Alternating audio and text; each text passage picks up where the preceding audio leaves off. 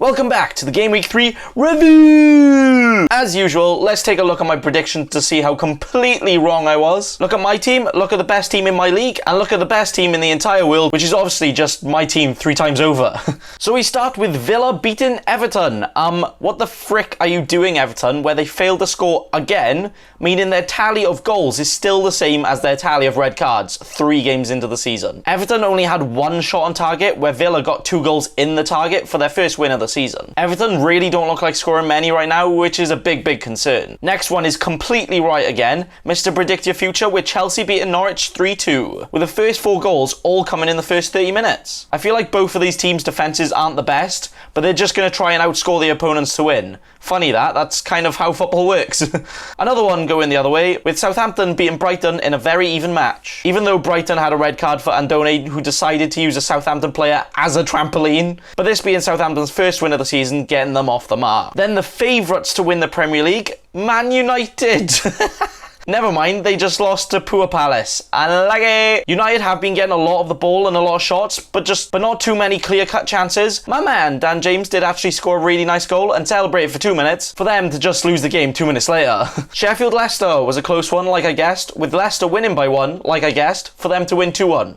Which is not what I guessed. But Sheffield showing again how they can fight and possibly get results throughout the season with the way they are playing. Watford-West Ham went almost as expected. I don't know why I predicted West Ham to keep a clean sheet. I genuinely think it's more likely for Watford to win the league this season than that to happen. But this result means Watford are now the only team without a point, but Haller did get a nice brace, so wouldn't it be good if somebody kept faith in him and got him in his team to get all of his points? Yeah! Mohamed Salah was the main difference in Liverpool-Arsenal, with the Egyptian king again showing you why he's the player he is, with the amazing solo goal and a cool penalty finish. Again, no Liverpool clean sheet, but they seem to be getting closer and closer, so maybe, just maybe, one day they can get one. Man City-Bournemouth prediction was actually very close, as Man City could have scored a couple more, and it was a Harry Wilson free kick, freaking banger of a Wilson free kick, to get Bournemouth their only goal. But again, with Aguero, Sterling and De Bruyne all being involved to get them the win. Spurs, are you okay? You managed to get something away from home to Man City, and then lose to Newcastle. Do I need to say anything else? My prediction was a little wrong, and also F in the chat for King captain us, because that's really BBC sad news. Wolves-Burnley was actually very nearly a Burnley win, with a 97th minute Wolves penalty to equalise, with Ashley Barnes scoring again, making Burnley pick up some nice points early. So overall, my predictions were all right, apart from the ones that were wrong. Only Villa, Southampton and Newcastle kept clean sheet this week, so what is going on there? All defences just seem to be a bit wibbly-wobbly. And the shock upsets of Spurs and United losing already, showing you why you just can't predict this league. But now let's look at my team. So this week, the highest points out of everyone was 107, the lowest highest so far. The average game week points was 44, and then me, as always, much bigger than average, wink wink, with the absolute magnificent 71 points, making my team 25,900th in the world, which, wow, that number just seems to be getting very close to the number 1 spot, which I will definitely be by the end of the season. Easy. So my team this week was this, with no last minute changes, but let's talk about the players. Ryan again with no clean sheet, but can't complain as most others did neither. Unfortunately he did concede 2 goals though, so only got 1 point, which doesn't sound a lot, but in FPL especially at the start, that's literally a few thousand places. So Ryan, me and you outside right now, I need a word. Trent was so close to getting a clean sheet, again, but this time it wasn't due to an Adrian Howler, so that's okay. But Trent, my man, got another assist, meaning he's got 2 now, but more importantly, 2 more than Robertson, which is very much helping my case of choosing Trent over Robbo. Hopefully, if Liverpool can get some clean sheets, any at all, that would be great. It would also be very great for my team. Digne unfortunately didn't make it 3 clean sheets out of 3, which is perfectly fine. That's a bit greedy bastard of me, but there were some concerns about Digne actually playing after a knock, but he did play and decided to knock someone else, getting a yellow card for a total of 1 point. My last defender, where I went for Lundstrom over Holebas. They both ended up with 0 after conceding at least 2 and getting a yellow card, meaning Holebas has now had just as many FPL points this season than yellow cards after 3 games, which is absolutely horrendous. But they both had 0, so I didn't regret my decision of going for Lundstrom instead, so I'm just the best. On to midfield, and my vice-captain Salah, who ended up getting 15 points after 2 goals and 3 bonus points. Oh, he's crack. Just proving to everyone who downgraded him to Mane already why you might not want to do that. But we will have to see if he keeps doing it. And on to my captain, Sterling, who, yes, great, got 8 points after a goal and bonus points. But that's now 3 games in a row where my captain choice between Salah and Sterling has been completely wrong. But it could have been a lot worse, so I'm very happy with both of their points, with Pookie being the only player to have more in total so far. Sigerson, Siganun, just get me some points, please, because again, nothing. Only 2 points for playing only just 60 minutes and not getting anything in 3 relatively easy fixtures.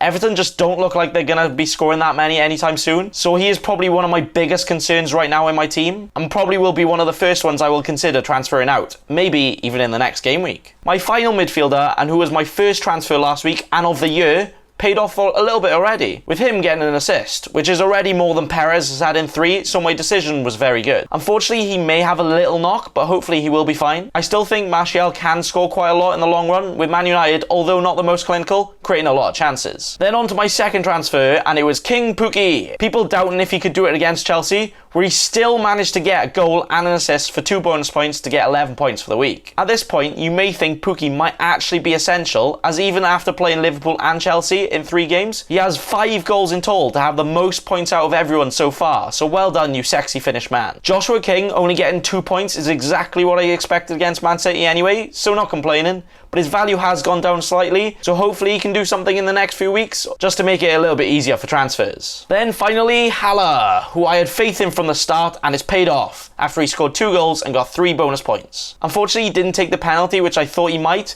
and he definitely would have taken it if Noble wasn't on, but I can't complain with 13 points from him. West Ham have been creating a lot of chances, so I feel like his scoring has only just started, and he can keep it going. So there is my team, that got me a total of 71 points this week, which again, I am very happy with. My transfers and decisions are paid off already, and I think this will continue, so that's all great. Looking at my team as a whole, I feel like the only concern is Holebas just being wasted, and Sigurdsson not doing anything yet, but nothing major, so I for one am still nowhere near ready for my wildcard, and I am very happy with my overall position without using any chips so far. So now, let's look at the number 1 team in my league right now, with the code SR5EYT, and it's Marlon Moore with double M! Exclamation mark, exclamation mark, exclamation. He managed to get 75 points this week after he's played his wildcard. He had Heaton in goals for that very rare clean sheet that none of his defenders managed to get. Throwback to game week 1 where just defenders were getting everybody 20-30 points. But he did make the very high IQ decision of captaining Salah instead of Sterling to get him those extra points. He also did have Sterling, Mount and Pookie who all scored, as well as De Bruyne getting an assist and Lamela being the only attacking player not returning. He unfortunately also had Ashley Barnes on his bench, so he could have had even more, and with his defence only getting a combined of 5 points, it just shows that you can't get everything right.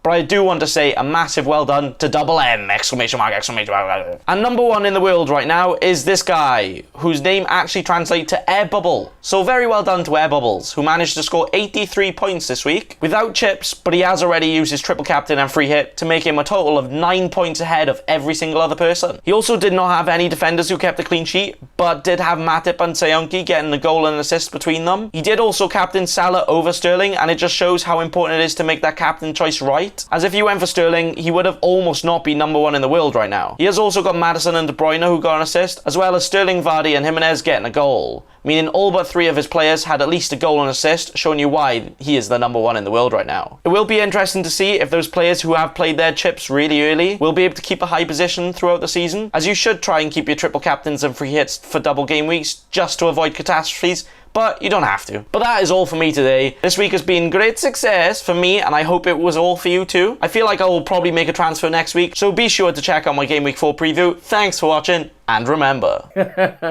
don't be a cheeky scrub. Subscribe to Nathan Bacon right now.